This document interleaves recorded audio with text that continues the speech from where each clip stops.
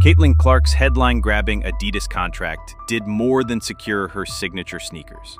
It exposed fault lines beneath the polished veneer of sports marketing. Since she has signed this contract, you guys, and her WNBA season has come and gone. And with that, Nike has not done one thing to promote her. We have not seen any commercials, we have not seen any ads, we have not seen any Caitlin Clark merchandise, and we for sure as hell have not seen any Caitlin Clark signature shoes. Meanwhile, multiple MVP winner A'ja Wilson remains on hold, waiting for Nike to follow through on its own play.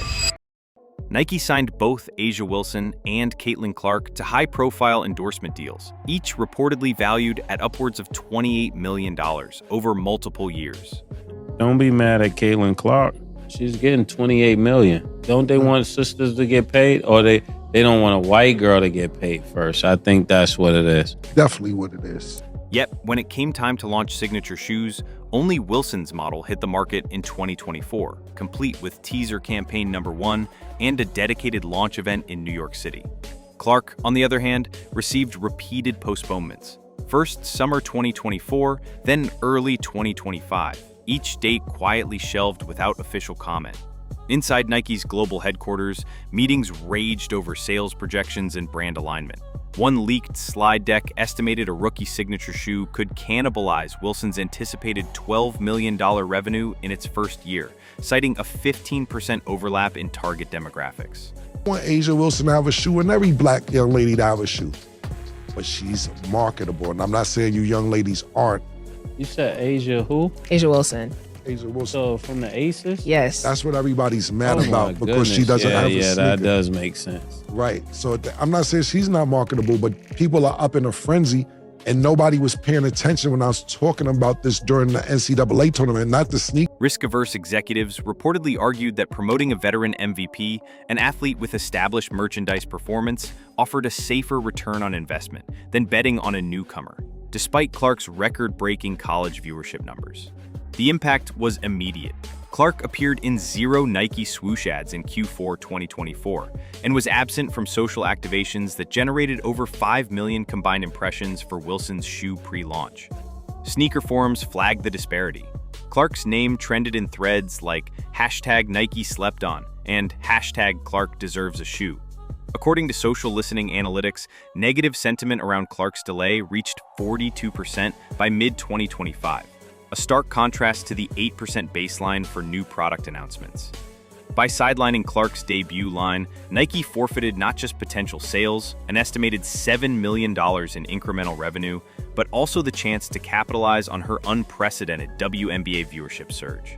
In a market where a single viral moment can translate to millions in brand value, the swoosh chose caution over opportunity and sent a clear message: experience outweighs emerging momentum. As Nike wavered, Adidas moved decisively. Within 48 hours of Clark's playoff-ready NCAA finale, where she amassed 37 points and shattered viewership records, the brand finalized an 8-year, $28 million guarantee deal packed with performance bonuses and equity stakes in her signature line.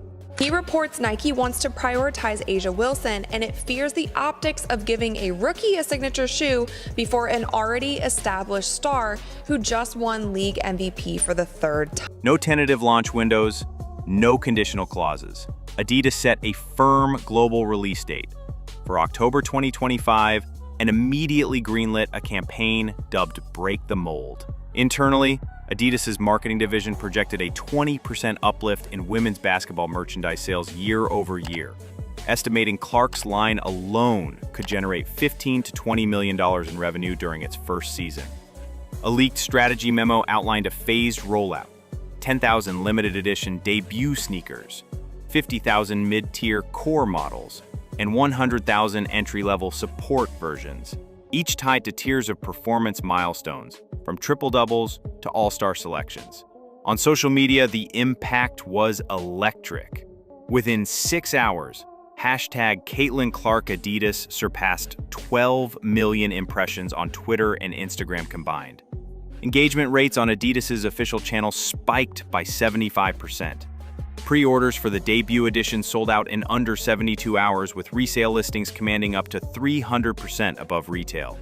Influencer partnerships, including top WNBA analysts and lifestyle creators, amplify the launch across TikTok and YouTube, driving a 40% increase in Adidas's women's basketball hashtag usage. For Adidas execs, the decision was crystal clear. Clark's momentum offered both immediate ROI and long-term brand alignment with the rapidly expanding WNBA fan base. By contrast, Nike's cautionary approach underscored a growing divide between legacy stability and agile innovation. Adidas had not just signed an athlete, they'd harnessed a cultural phenomenon, turning a single endorsement into a full-scale movement. The numbers are staggering. Since Caitlin Clark's WNBA debut, average regular season viewership has surged 400%, jumping from roughly 250,000 viewers per game in 2022 to over 1 million today. In contrast, the league's overall ratings rose 180% in 2023, a clear indicator that Clark drives an outsized share of attention. Her March debut on national television delivered a record 1.3 million households tuned in, eclipsing previous benchmarks set by All-Star Weekend broadcasts. Advertisers pay close attention to metrics like cost per impression, CPI, and brand recall. Early estimates peg Clark's endorsement value north of $50 per viewer, outperforming many top male athletes whose deals typically average between $30 to $40 per viewer. For context, a leading sports drink brand calculates that a 10% lift in viewership translates to a 12% increase in product sales. With Clark's influence more than doubling viewership, the revenue upside for sponsors is off the charts. Cable networks and streaming platforms report that social media clip shares of Clark highlights grew 600% from 2023 to 2024, generating free exposure valued at an estimated $8 million in earned media. On TikTok, Clark's official posts garnered an average of 2 million views within 24 hours, and highlight packages shared by influencers reached cumulative views exceeding 15 million per clip. This explosion isn't just about eyeballs, it's about engagement. Clark-led broadcasts see 22% higher second-half tune-ins, meaning viewers stay locked in through crunch time. Her post-game interviews regularly trend in YouTube's top 5 sports clips each week, pulling in tens of thousands of comments and shares. Brands rely on these sustained engagement metrics to assess the real value of an endorsement. When one athlete can consistently keep audiences watching longer, brands recognize that backing her equates to guaranteed attention and conversation. For Adidas, these figures validated the rapid endorsement decision. By aligning with Clark at her peak momentum, they leveraged millions of dollars in free advertising and laid the groundwork for long-term fan loyalty. Nike's hesitation, on the other hand, meant missing out on prime media moments that competitors eagerly converted into brand equity and sales. Underneath the business calculus, societal tensions simmer. The backlash online ranged from passionate calls for equitable treatment to critiques veering into outright racism. Some voices accused Nike of sidelining Clark because she's a white athlete in a predominantly black league. Others defended brand strategy as purely financial. Similarly, discussions about Wilson's delay in receiving new gear touched on gender norms. Should MVP credentials outweigh rookie novelty? Social media threads and fan forums exploded with hashtags like equity in endorsements and color not competition. Industry insiders acknowledged that unconscious biases can seep into corporate playbooks.